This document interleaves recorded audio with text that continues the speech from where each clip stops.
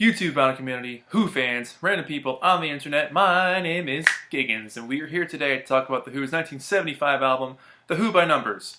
Now, I had this on vinyl. It's actually my mom's copy. I think my family still has it somewhere. So I'm holding my original CD that I bought when I was in high school, when I was about 14 or 15. So this still means a heck of a lot to me, even though it's not the actual record. I'll still hang on to the original CD that I've had forever. So this album is definitely one of my favorites. I mean, a lot of people have called this Pete Townshend's suicide note, not to use the term loosely or lightly, but they've just expressed how much of this album is him basically crying out for help and how much of a depressed state and wrecked emotional thing he was going through at the time.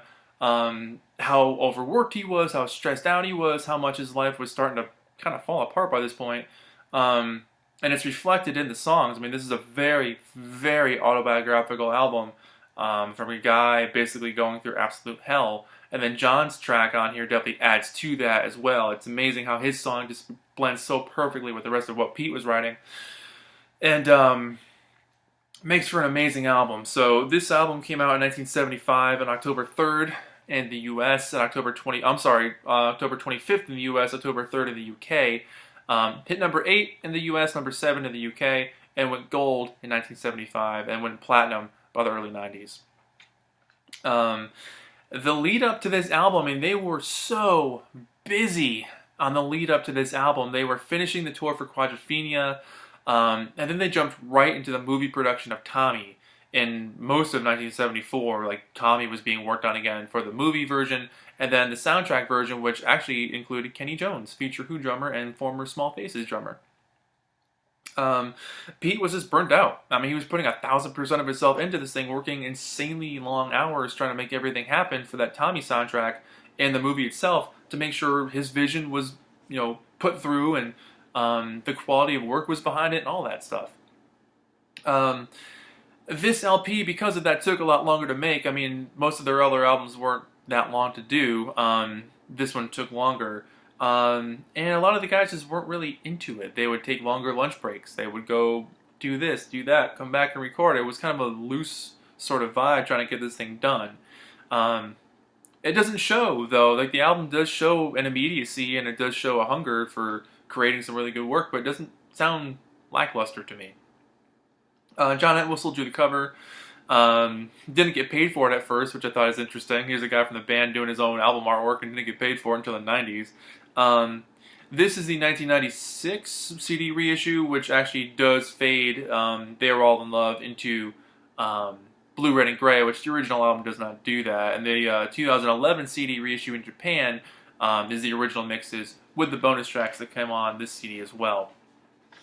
So there are original versions of Blue, Red, and Gray done with the whole band, but the version with Pete on here, just him and his ukulele, is easily one of the best things they ever did. To kind of go a little bit past the album itself, they did tour for this thing, and it was one of the most loudest tours. On this tour, they played one of the most loudest shows of all time, which even like from the back of the audience, it was still over 120 decibels, which is insane. That's like a jet engine going off in your ear all the time. Even from 50 meters away from the band, you can still hear that much. It's deafening. It hit the Guinness World Book of Records, but pretty interesting tour. I mean, for a lot of people think this was like one of their best tours, right up there with what they were doing in the late 60s, early 70s. They ended up playing a bunch of Tommy stuff because the movie had come out by this point, so Tommy was back in there again. They dropped a lot of the Quadrophenia stuff and kind of like spread out their track list a little bit differently to include the early stuff, early 70s stuff, and then only a couple of songs from this album got played live before even most of them were dropped. Squeezebox stayed for a long time, but they ended up playing a whole bunch of weird tracks. Like once in a while they would bust out like Boris the Spider or Relax, which I think is interesting. Let's See Action, Naked Eye, Tattoo, Heaven and Hell, songs that haven't been played in years at that point, they brought back for this tour, which is pretty cool. They also brought back Dr. Jimmy, a really early version of Who Are You, or what became Who Are You, and All Right Now by Free, which is kind of a weird cover, but that's a whole other story. But anyways, this album opens up with a track called Slip Kid, which is a very cool drum beat. I love the dun dun dun. Really weird timing on that thing, but the mood on this song is unlike anything else they had really done before, and that carries most of this album through. That mood stays. So Slipkid, there's rumors that this may have been considered for a Lifehouse version at some point. I don't really see where it would super fit in there, but it's just a song about, like, I think it's a song about growing up and battling stressors and anything that might come your way, and just trying to leave your mark on the world, and how you perceive yourself and how others perceive you, and going forward as trying to be a beneficial member of society, I think. I could be completely misinterpreting that. There's a lot to it. However much I booze, this song is pretty much laid out, cards on the table. He was drinking a lot. And literally the song is about, like, there's classic lines. I see myself on TV. I'm a faker. I'm a paper clown. Pete was always, and has been always, so critical about himself and the group that by this point, especially by the late 70s, he felt like the Who had become caricatures of themselves and they lost touch with their audience. And that's what he wrote Quadrophenia about, was to re-engage with his audience again. But this song literally is just him as a cry for help, saying, like, can somebody help me get out of this place? And how hard your life becomes when you're going through the courses of addiction, the struggles of addiction, and how it affects you and your life and your family and your loved ones, and your whole thing is just changed by being gripped by this addiction. Dreaming from the Waist, that title speaks for itself. The song itself is definitely, for me, one of the best live songs they ever did, even though apparently Pete didn't like playing the song live. It's an amazing track. The bass on this song is amazing. The energy, I think, is great. Roger's vocals are just ripping through the whole thing. Kind of a song about just getting your head back together, lack of a better term. Imagine a Man. This is a very interesting song, because this was like the beginning of this album, showcasing more softer sides of the group. And I really like the drums on this song, because they don't come up too often, but when they do, there's a really heavy influence and a heavy presence of them. And Roger's vocals on this thing really are amazing. I like the harmony vocals with Pete and John that pop up throughout this thing as well. Definitely just a different vibe from them, but it really works, and it just adds to the emptiness and the sadness that the rest of this album can't have. They Are All in Love. This is a song about, like I said earlier, just like looking at the rest of the music scene around at the time, basically thinking like, we're old geezers now, we're past our prime, no one's gonna care about us.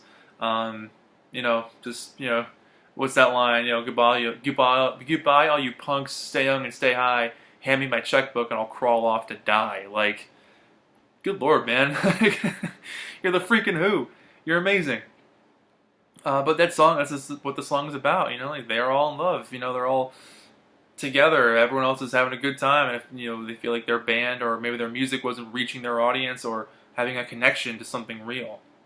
Blue, Red, and Gray. This is just an absolutely heartbreaking song. A lot of people think this is a happy song. I've always seen this song as a depressed song. It's so detached. It's so empty. It's got one little string of emotion left before it just kind of like fades out.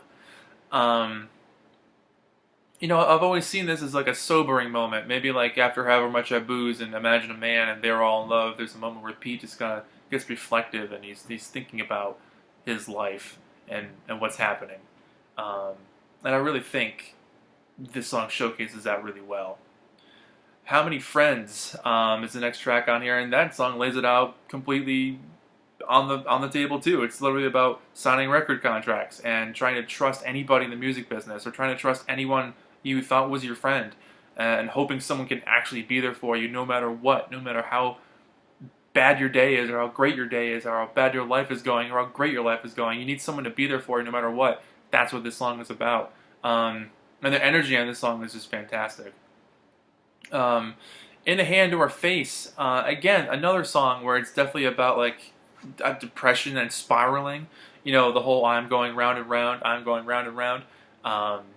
And there's another amazing line out here that's funny how they always fire the pistol at the wrong end of the race. It's a really dark line.